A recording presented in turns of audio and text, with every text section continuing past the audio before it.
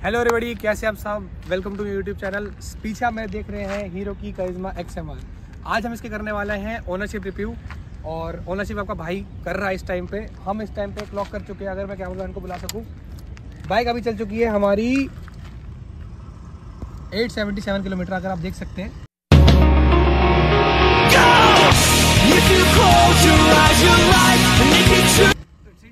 तो इस 877 किलोमीटर के अंदर मैं आपको सब बताऊंगा कि बाइक में क्या अच्छाइयाँ हैं, क्या बुराइयाँ हैं, कौन लोग इसको ले सकते हैं और ये सेगमेंट में कैसा परफॉर्म कर रही है। अगर मैं पहले पॉजिटिव की बात करूं, पहला पॉजिटिव इसमें ये आता है कि इस बाइक को हम डेफिनेटली बोल सकते हैं कि ये सेगमेंट किंग है। चाहे आप RC 200 ले लीजिए, चाहे आप RS 200 ले लीजिए, चाहे आप R15 ले लीजिए, ये बाइक उन सब से सेगमेंट के हिसाब से देखा जाए बहुत बेटर परफॉर्म करती है। इसका इंजन बहुत अच्छा है। एक और फैक्टर है जो बहुत लोग निगलेक्ट कर देते हैं, वो है इसका एग्जॉस्ट नोट। अगर आप यहाँ पे आके देख लें इसका एग्जॉस्ट नोट कैसा है।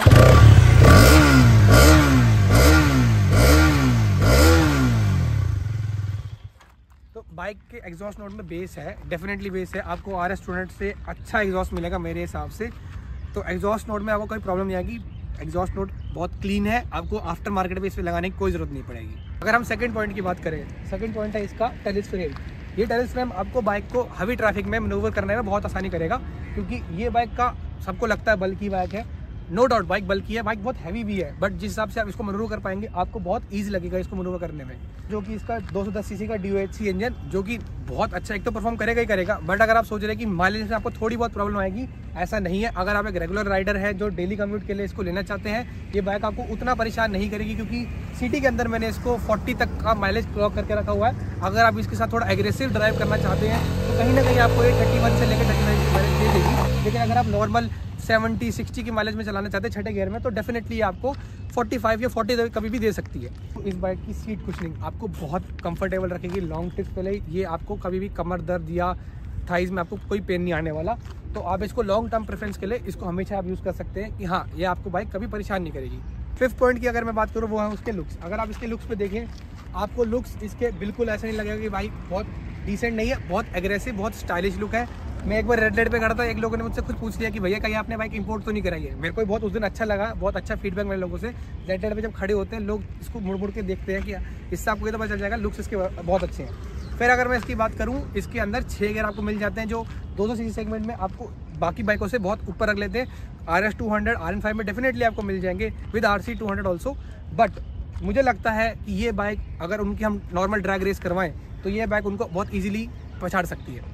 साथ ही साथ अगर इसकी बात करूँ मैं पॉस्चर में, अगर आप RM5 का पॉस्चर ले लें, अगर आप RS 200 का पॉस्चर ले लें, इसका पॉस्चर आपको ज़्यादा कंफर्टेबल है, क्योंकि इसमें आपको ज़्यादा इंक्लाइन करके नहीं बैठना पड़ता। आप इसको आराम से ऐसे करके भी चला सकते हैं, जो कि इसके पॉस्चर के हिसाब से मुझे बहुत बेटर लगता है। और बहुत बाइक्स में करना भी चाहिए लोगों की, ऐसा पॉस्चर बनाए कि अगर वो फेयरिंग के अंदर स्पोर्ट्स बाइक है तो डेफिनेटली आपको इसमें हेल्प मिलेगी। अभी तक हमने बात कर ली इसके एडवांटेजेस के बारे में, अब डिसएडवांटेज तो होनी ही पड़ेंगी। तो पहले डिसएडवांटेज मुझको लगता है इसकी ये जो 30 mm की आपने देख रखी है। एक तो इसका ये बटन इतना हार्ड हो रखा है, ये बहुत रेयरली, मतलब ढंग से इसको बहुत ताकत लगानी पड़ेगी तब जाके ऊपर नीचे होगा। तो इसका ये मुझे समझ नहीं, इसका सेंस क्या था। अगर आपको देना था कम से कम 100 mm का दे देते हीरो वालों, तो एटलीस्ट अगर ये विंड कटिंग में भी हमको हेल्प कर दे तो ज़्यादा बेटर रहता। तो इसका ये फीचर मुझे किसी काम का लगा नहीं। सेकंड जो इसका डिसएडवांटेज है वो इसका पिलियन सीट। ये सीट इतनी अनकंफर्टेबल है, जब मैं इस पर पीछे बैठा मेरे से मैक्स टू मैक्स 15 किलोमीटर से ज़्यादा इस पर ट्रैवल नहीं हुआ। क्यों?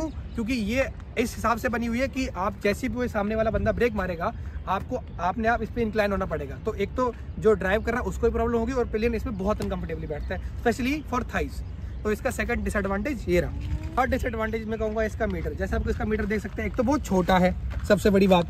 और एक और चीज़ बात है कि ये एक तो बहुत बेसिक्स है। आप RM5 का कंपेयर कर लीजिए, RS 200 का, इवन RC 200 का भी कंपेयर कर लीजिए, बहुत बेसिक सा मीटर है। बस हीरो वालों ने था कि कॉस्ट कटिंग कहीं ना कहीं करनी थी, तो इस मीटर को कैसे से एडजस्ट कर लिया है, जो कि मुझे कहीं ना कहीं बहुत इसका वो लगता है वेग फीचर की। या तो इसमें थोड़ा इंप्रूवमेंट कर लेते, अगर कुछ भी नहीं था तो एनालॉग मीटर लेते, मैं उसमें भी काम चला लेता। बट ये बहुत बेसिक सा मीटर दे दिया इनने। थर्ड पॉइंट की अगर मैं बात करूँ, टायर अगर कंपनी ने टायर अगर आपको बिल्कुल देखिए जहाँ पे हमारे शॉप पर होते हैं वहाँ प्रोवाइड किया है। यहाँ पे कोई टायर अगर नहीं है, आप पूरा देख सकते हैं बाइक ऊपर तक मिट्टी तक पहुँच जाती है। अगर आप बारिश में या कीचड़ में उसको चलाएंगे, ये मैं डेफिनेटली बोल रहा हूँ, आपको बाइक गंदी ही मिलेगी। चाहे आप इस पर PPF करवाएं ना करवाएं, बाइक आपको गंदी मिलेगी। स्पेसिफिकली अगर आपने ब्लैक कलर लिया है, जो इसका मैट ब्लैक कलर है, ब्लैक कलर पे हमेशा मिट्टी ज़्यादा चिपकती है, तो ये चीज़ तो इसका बहुत बड़ा डिसएडवांटेज है। अगर कंपनी कुछ ना करती तो यहाँ भी एक टायर अगर दे देती ना, उस पर भी काफ़ी एडवांटेज मिल जाता। तो ये बहुत कॉस्ट कटिंग यहाँ भी मुझे लग रही है की गई हीरो ने। फोर्थ पॉइंट की अगर मैं बात एक्सेसरीज, आप हीरो की वेबसाइट पे चले जाओ या आप हीरो की जो उनकी खुद की ऐप आती है जहाँ पे ओनरशिप होती है, हीरो वालों के पास इसकी कोई एसेसरी नहीं है। सबसे बड़ा डिसएडवांटेज होता है अगर यहाँ पे एक गार्ड लग जाता, जो कि इसमें जगह ही नहीं रखी हीरो में, अगर वो गार्ड लग जाता तो सबसे बड़ा एडवांटेज बंदे को ये मिलता कि अगर बाइक कल को गिर भी जाती तो गार्ड पे गिरती, फेयरिंग नहीं टूटती। इस टाइम पे फेयरिंग इसकी इतनी डेलिकेट है, मेरे से एक बार हल्के से गिर गई थी। आप देख सकते हैं यहाँ पे एक स्क्रैच यहाँ आ गया है और यहाँ पे भी मेरे के पास स्क्रैच आ चुके हैं। तो अगर वहाँ पे गार्ड होता तो डेफिनेटली इंसान को फायदा हो जाता। और साथ ही साथ इसमें ना ही कोई रेडिएटर गिर मिली हुई है। अगर आप रेडिएटर पे ध्यान से देखेंगे, रेडिएटर इसका पूरा न्यूड पड़ा हुआ है। तो अगर कोई बंदा चाहे तो वो उसको एसेसरीज के नाम पे कुछ नहीं मिलेगा, उसको घूम फिर के KTM की RC 200 की इस पर वो लगानी पड़ेगी रेडिएटर ग्रिल, उसके अलावा और किसी दूसरी बाइक की फिट भी नहीं होने वाली इसकी। तो ये हो गए कुछ advantage and disadvantage of having a Karizma XMR।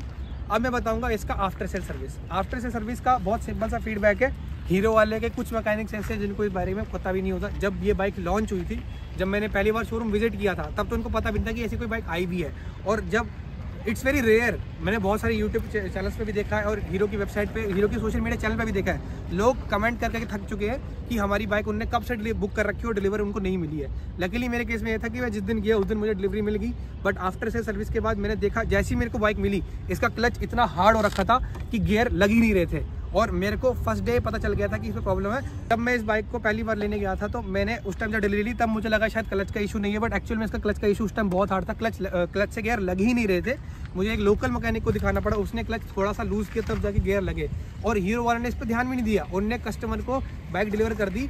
मैंने PDI करा, मैंने PDI के टाइम पर देखा, तब तो मुझे लगा कि शायद नई बाइक है, इस करके मुझे लग रहा हो कि हाँ, मेरे को मन में डाउट था। मैंने उस टाइम बोला भी, उन्होंने बोला बाइक कोई दिक्कत नहीं है, लेकिन मुझे लोकल मैकेनिक को दिखाना पड़ा कि उसने तब जाके इसको ठीक करा। अदरवाइज इसमें बहुत इश्यूज थे और मेरे को गियर शिफ्ट करने में बहुत प्रॉब्लम हो रही थी उस चक्कर में। आफ्टर सेल सर्विस के बारे में थोड़ा सा और अगर एक्सपेंड करूँ, ये बाइक खुद लॉन्च हुए इसको कुछ महीने हुए हैं, काफ़ी लोगों को इस बारे में पता नहीं है। अगर आप किसी लोकल मैकेनिक पे जाएंगे और उस पर कुछ काम कराना हो, वो लोग तो उसको टच करने से ही मना करते थे कि भैया भारी बाइक है, कुछ हो गया तो हम पे नाम आ जाएगा।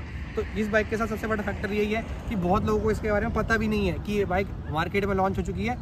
एडवांटेज जरूर लोग आपसे पूछते हैं कि हाँ कैसी बाइक है, क्या है, बट हम जैसे लोग ही हैं जो इस बारे में रिव्यू दे पा रहे। अगर आप किसी शोरूम वाले से पूछो कि भैया इस बाइक में ये प्रॉब्लम्स है, उसको खुल के कोई नहीं बताना चाहेगा। और ये साफ सी बात है, सबको अपने ब्रांड की पता होती है, इसलिए कोई इस पर रिस्क लेना नहीं चाहता। बात करें इसकी सर्विस कॉस्ट की, तो इस बाइक की अभी पहले सर्विस हुई है जो कि 877 किलोमीटर अभी बाइक क्लॉक कर चुकी है। मैंने इसकी सर्विस कराई थी 500 किलोमीटर पे। 500 किलोमीटर के हिसाब से इस बाइक का उस टाइम पे खर्चा आया था 1350 रुपये। और उसमें सिर्फ इंजन ऑयल चेंज हुआ था और बाइक पे जो भी इनने पॉलिश वगैरह करना होता है, इफ्स एंड बट्स होते हैं, बाकी इंजन ऑयल चेंज हुआ। उसके बाद से बाइक में थोड़ी सी इंप्रूवमेंट ज़रूर लगी है। बाइक ने थोड़ा रव करना जल्दी पकड़ लिया है। एक और चीज़ मैं आपको बताना भूल गया, बाइक के साथ एक बहुत बड़ा फैक्टर है, फर्स्ट और सेकंड गियर में बाइक का रिस्पॉन्स बहुत ईजी सा है, बहुत नॉर्मल सा है। जैसे आप इसको थर्ड गियर पे डालते हो और जब RPM 4000 मीटर के ऊपर चला जाता है, तब बाइक का वो टॉर्क इंजन आपको पकड़ता है और उसके बाद आपको लगता है कि बाइक में जाना है और बाइक आपको खींचते हुए ले जाती है। आपको अपने आप खाली थ्रोटल पे हाथ रखना होता है और बाइक आपको अपने आप ले जाएगी। बहुत इसके अंदर वो एक DOHC जो इंजन है बहुत ज़्यादा पावरफुल है इसका, तो वो चीज़ मैं आपको बताना भूल गया। अब मैं बात करूँगा ये बाइक में किन लोगों को रिकमेंड कर सकता हूँ। ये बाइक मैं खासकर उन लोगों को रिकमेंड करूँगा जो R15 या RS 200 को देखना चाह रहे हैं, क्योंकि करिश्मा वो बाइक है जो आपको R15 RS 200 इनफैक्ट RC 200 से भी ज़्यादा पावर देगी। MT FFG तो सब बच्चे इसके सामने। और सबसे बड़ी बात यह है कि ये बाइक आपको अगर आप लोगे तो आपको RS 200 से ज़्यादा माइलेज मिल जाएगी।